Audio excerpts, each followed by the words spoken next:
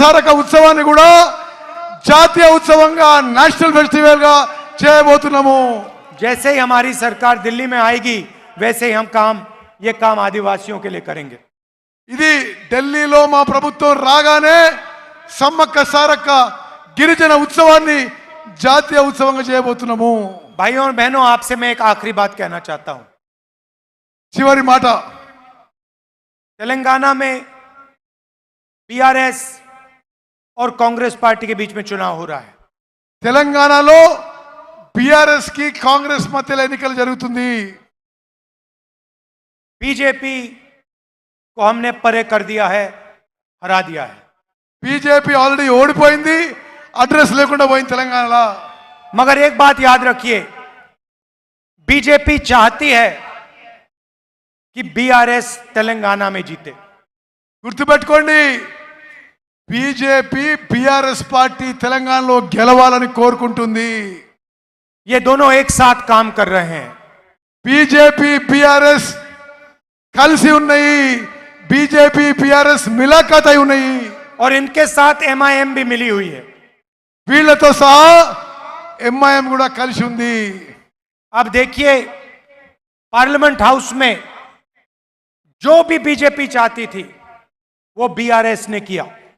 Parliament లో BJP ఏం కోరుకుంటే बीआरएस దానికే మద్దతు పలుకుతుంది।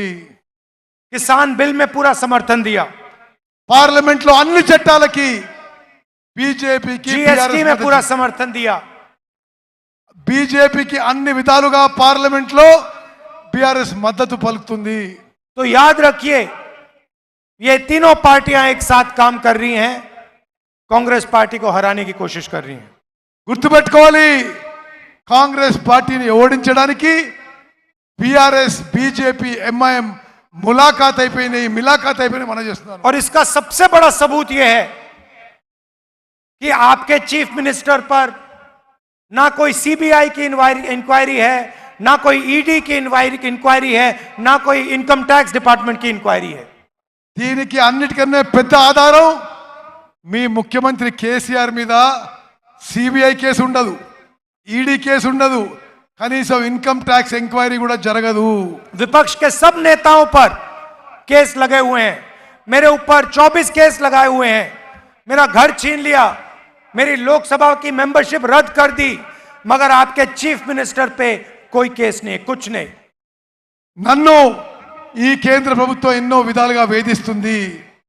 నా పార్లమెంట్ సభ్యత్వం రద్దు చేసిండ్రు, నా ఇల్లు తీసుకున్రు, నా మీద 24 కేసులు పెట్టిండ్రు, కానీ కేసీఆర్ మీద మాత్రం ఒక్క కేసు కూడా ఉండదు। आप अगर बीआरएस को वोट देंगे तो आपका वोट बीजेपी को वोट होगा। बीआरएस की वोट వేస్తే అది బీజేపీకి ఓట్ వేసిన సమానం అని చెప్పి మనం చేస్తున్నాను। हमारी बीजेपी के साथ विचारधारा की लड़ाई है। మాకు బీజేపీతో మా ఆలోచన విధానంలో మా సెక్యులర్ కోసం కొట్లాడుతానని చెప్పి మనం చేస్తున్నాను। आप देखिए, पूरे देश में बीजेपी कांग्रेस पार्टी पर आक्रमण करती है। మొత్తం దేశంలో బీజేపీ కాంగ్రెస్ పార్టీపై యుద్ధం ప్రకటిస్తుంది। हमारे नेताओं पर आक्रमण करती है, हमारे ऊपर केस डालती है। మా నాయకులపై దాడి చేస్తారు, మాపై కేసులు పెడతారు। क्योंकि वो जानते हैं कि कांग्रेस पार्टी विचारधारा की पार्टी है और हम बीजेपी के साथ कभी कॉम्प्रोमाइज नहीं कर सकते हैं।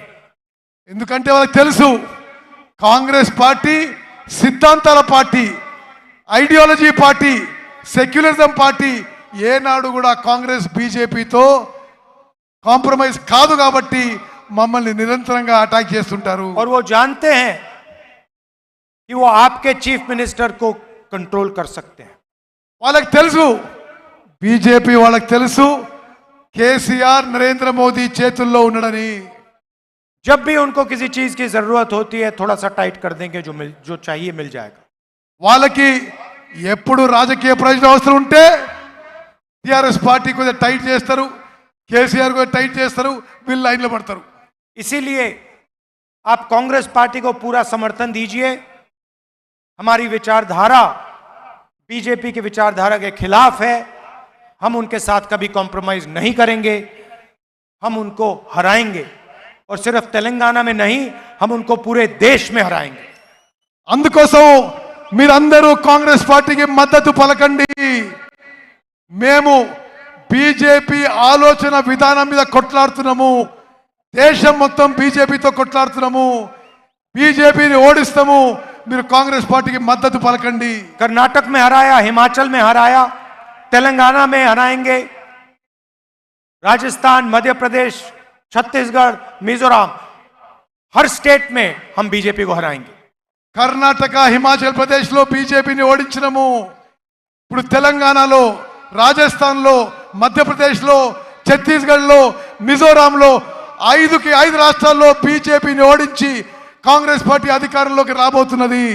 इसीलिए बहुत जरूरी है कि आप यहां कांग्रेस पार्टी को पूरा समर्थन दें और बीजेपी की जो बी टीम है इसको यहां हरवाएं। ఇది చాలా అవసరం. బీజేపీని ఓడగొట్టాలి. బీజేపీ బి టీం బీఆర్ఎస్ ని కూడా ఓడగొట్టాలని చెప్పి నేను మనం చేస్తున్నాను. आप सब यहां शाम के समय आए, इसके लिए दिल से बहुत बहुत धन्यवाद। మీరు ఈ సాయంత్రం వేళ ఇంత పెద్ద సంఖ్యలో వచ్చారు. మీ అందరికీ పేరు పేరున నా ధన్యవాదాలు, శుభాకాంక్షలు, అభినందనలు తెలియజేస్తున్నాను. नमस्कार, जय हिंद। నమస్తే, జై హింద్, జై